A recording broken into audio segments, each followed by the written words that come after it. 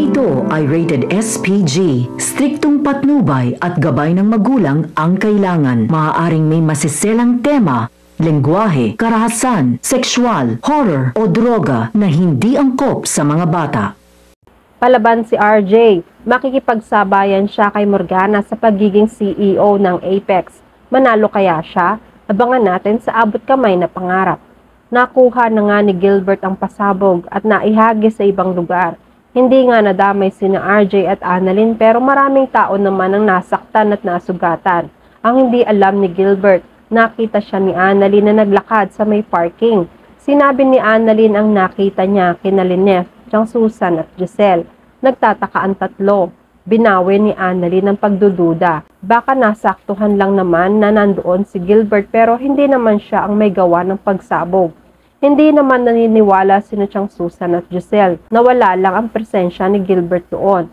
Sabi ni Giselle, knowing Morgana at bilang alagad si Gilbert ni Morgana, baka nga may kinalaman si Gilbert sa pagsabog. Ang tanong, anong ginagawa niya doon at kung siya man, bakit niya yun gagawin? Matalino si Susan. Nung araw na yon, may napansin ba kayong kakaiba? Mga bagay na hindi normal o mga tao sa paligid na kakaiba ang kinikilos.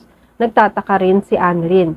Naalala ko po, Lola, nung pinaandar ni tatay ang kotse ay may biglang lalaking humarang sa harapan namin.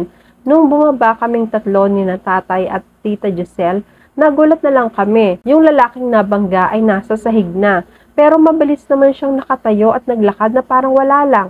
Parang walang nangyari. Ni hindi nga siya lumingon kahit tinatawag namin para magamot. Sumagot si Susan. Ayun, yun na yun. Mga galawang sindikato. Nagtataka si Giselle. Sindikato? Wala namang nawala sa amin o sa sasakyan. Anong klaseng sindikato kaya yon? Sabi ni Susan. Kinuha ng lalaki ang atensyon nyo para makagalaw si Gilbert. Maaaring may kinuha sa kotse nyo, pero hindi nyo alam. O kanina pa si Gilbert sa paligid at minamatsyagan kayo. Naku, mag-ingat kayo. Tauhan niya ni Morgana. Napapaisip ng malalim si Annalyn sa mga sinabi ni Susan. At malaking palaisipan pa rin sa kanya ang nakita niya nga si Gilbert sa parking lot. Sa kabilang banda, in-entertain ni RJ naman si Claire. Nung tawagin siya ni Claire ay agad lumapit si RJ. Kinamusta ni RJ si Claire at kung ano ang dahilan bakit siya napadpad sa Apex. Ikinuwento ni Claire ang tungkol sa driver niya na nadamay sa pagsabog. Nalulungkot si RJ pero binago nila ang usapan. Claire, since narito ka rin naman, magkwentuhan tayo ng mas matagal pa sa opisina ko. Ipapakilala ko na rin sa iyo ang mga anak ko. Mga busy pa lang sila pero mamaya narito na rin sila. Nagsalita si Claire. Ang layo na ng narating mo. Biruin mo, may 2 anak ka ng doktor. Kamusta? Sino ang naging maswerteng napangasawa mo? Napangiti si RJ. Ayaw niya itong sagutin. Maya-maya ay kumatok na si Annalyn. Pinapasok siya ni RJ. Ilang sandali ay si Zoe naman ang dumating. Dire-diretso siya sa pagpasok. Sabi ni RJ, narito na pala ang mga anak ko. Claire, here's my daughter. Annalyn si Claire. Nakipagkamay sila sa isa't isa. Here is my another daughter, Zoe. Nagkangitian naman sina Claire at Zoe. Nagsalita si Zoe, I'm Doc RJ's legitimate daughter. Si Annalyn ang anak sa labas. Nagulat si Claire sa inasal ni Zoe. Wala naman siyang tinatanong. Pero inunahan na siya ni Zoe na magsabi. Napangiti lang si Claire na may halong pagtataka. Nagsalita si RJ kay Claire. Pasensya ka na Claire. Ganyan lang talaga magsalita si Zoe. Sumabat si Zoe. Totoo naman, anak sa labas si Annalyn. Anak lang siya ni Dad sa ibang babae. Nagalit na si RJ. Tinaasan niya ng boses si Zoe sa pagsasaway. Sumagot si Annalyn. Pasensya ka na po Ma'am Claire sa ugali ni Zoe. Ganyan po talaga siya kapag hindi nakakainom ng gamot. Kung ano-ano na lang ang sinasabi. Opo, totoo po na anak po ako ni tatay sa ibang babae. Pero sigurado naman akong minahal ni tatay ang nanay ko. Kesa sa ibang babae na napilitan lang naman pakasalan dahil nabuntis. Sumimangot si Zoe. Napangiti naman si Annalyn. Nagsalita na rin si Claire. Oh, nice meeting you. Kilala kita Doc Annalyn Santos. Dahil natitrend ka palagi eh.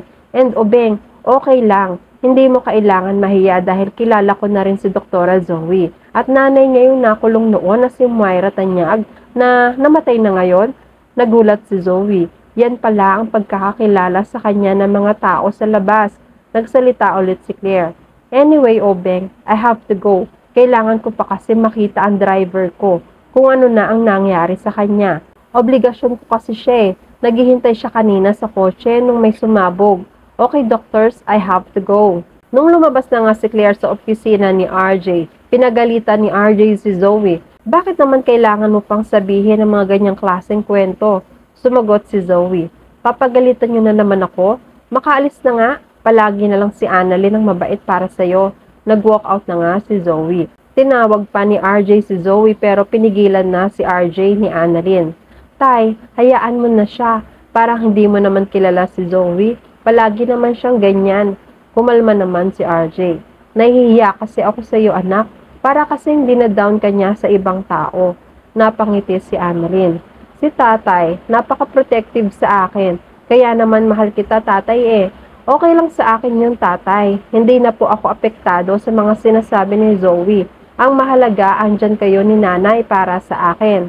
Napangiti naman si RJ. Nagsalita ulit si Annalyn. Tay, sino po ba si Ma'am Claire? Sumagot si RJ. She is my ex from Cebu. She is my first girlfriend. Napalaki ang mata ni Annalyn. Talaga po tay, ang ganda po niya. Saka parang pang beauty queen ang ganda niya. Nakakapagtaka bakit hindi po kayo ang nagkatuluyan. Napangiti si RJ. Anak, matagal na yon. Hindi ko na nga siya naalala hanggang makita ko na lang siya ulit dito. Nalimutan ko na ang lahat dahil sa nanay mo. Nag-iisa lang siya dito. Tinuro ni RJ ang dibdib niya sa puso. Tinutukso naman ni Annalyn ang tatay niya. Ikaw talaga tay? Sigurado ka ha? Kinikilig naman si RJ. Napapangiti dahil tinutukso siya ng anak kay Lynette. Sa kabilang banda, nakipagkita na ulit si Gilbert kay Morgana. Nagtataka si Gilbert bakit inatras ni Morgana ang plano nilang paghihigante.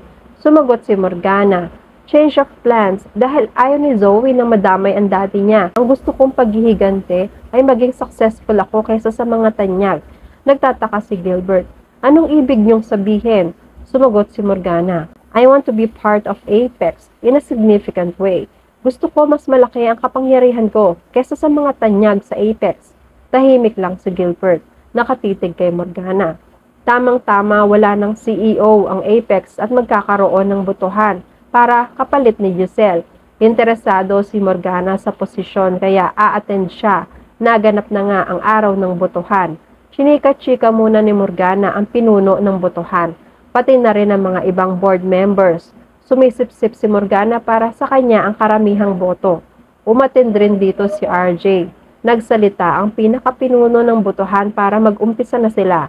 Since kailangan natin ng panibagong CEO ng Apex Hospital, we gathered this meeting to search for the new CEO.